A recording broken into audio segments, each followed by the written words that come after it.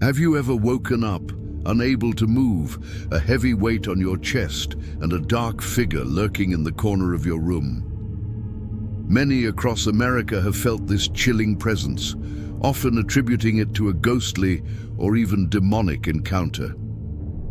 But what if the monster isn't from another world, but from the depths of your own mind?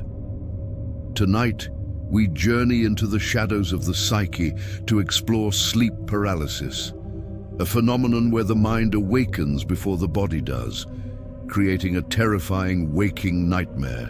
This isn't just about a bad dream. It's a state where your most primal fears can manifest as vivid hallucinations. As the great psychoanalyst Carl Jung once said, "One does not become enlightened by imagining figures of light, but by making the darkness conscious." So are you ready to face the darkness within?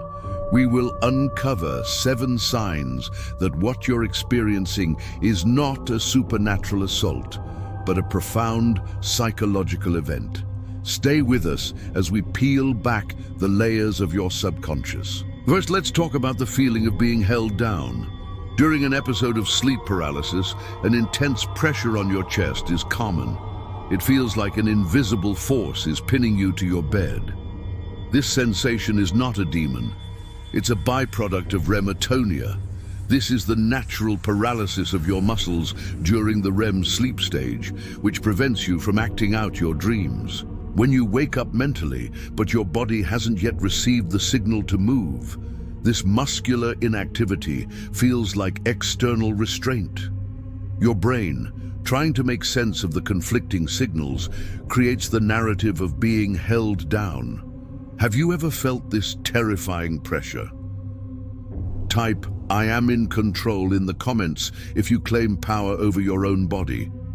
Next up, the shadow figure. This is perhaps the most iconic and terrifying element of sleep paralysis. A dark, menacing silhouette seems to watch you from the foot of your bed or the corner of your room. This isn't a visitor from another realm. According to Jungian psychology, this could be your shadow self, the part of your unconscious mind that contains all the impulses, weaknesses, and desires you repress. During sleep paralysis, your brain is in a hypnagogic state, a blurry line between wakefulness and sleep. It projects these deep-seated fears into your environment, giving them a terrifyingly real form. Have you ever seen this figure in the shadows? If you're ready to confront your inner darkness, type "I face my shadow." Now, let's address the auditory hallucinations. Whispers in your ear, growling, buzzing, or even screams are frequently reported. These phantom sounds can make the experience feel even more like a haunting. This is explained by the brain's heightened state of alert. Pavlov's work on classical conditioning shows how our brains can create powerful associations. In a state of fear, your brain is desperately trying to interpret sensory input. When there's none, it can generate its own, drawing from a library of primal fears. The silence of your room becomes a canvas for the terrifying sounds your mind can conjure. Have you ever heard things that weren't there during these episodes? To affirm your command over your senses, comment with "My mind is mine." The 4th sign is the intense, overwhelming fear. It's a feeling of pure dread, a certainty that something terrible is about to happen.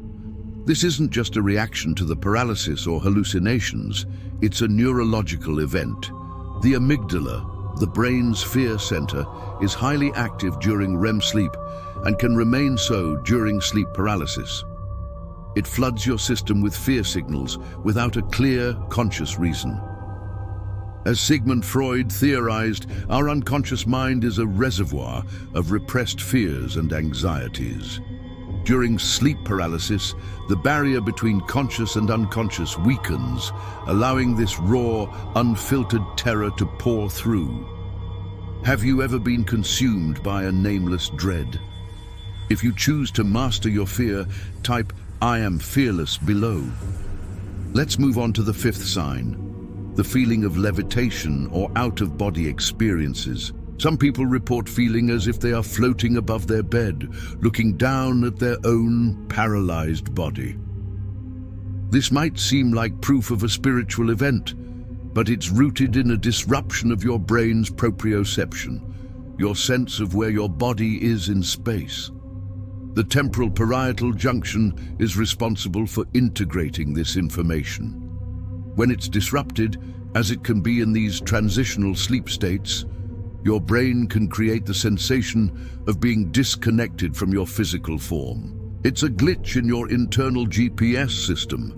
Have you ever felt disconnected from your body in this way? To ground yourself in your reality, type, "I am present."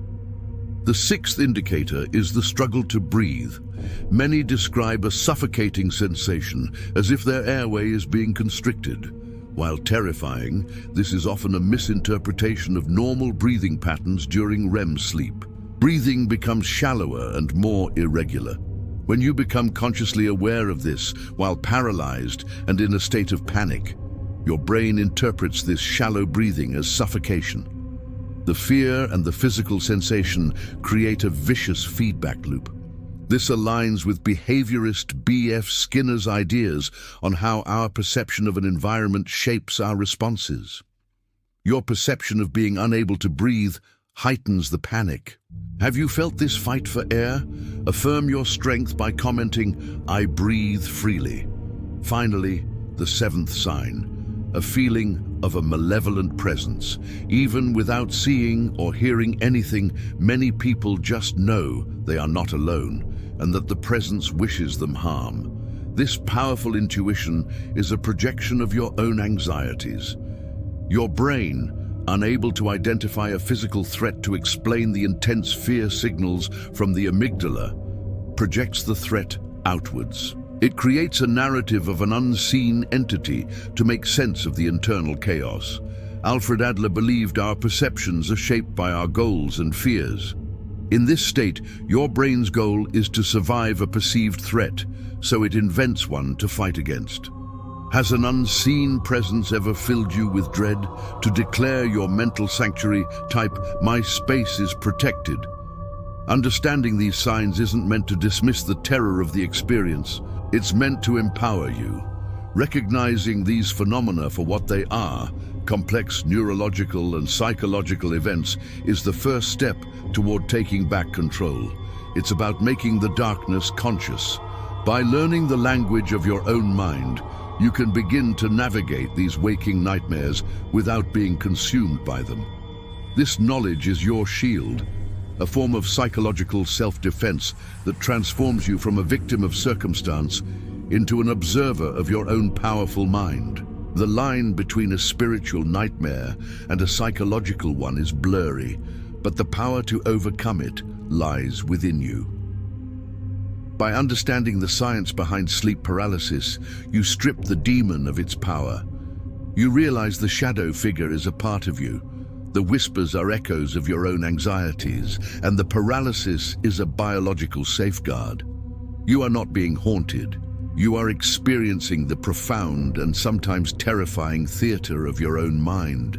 If this journey into the mind's shadows has illuminated something for you, please show your support by liking this video and commenting with your experiences. Subscribe to Dark Side Reveal and hit the notification bell so you don't miss our next exploration into the hidden truths of human psychology. Thank you for watching, and remember, true power comes from knowing yourself, especially your dark side.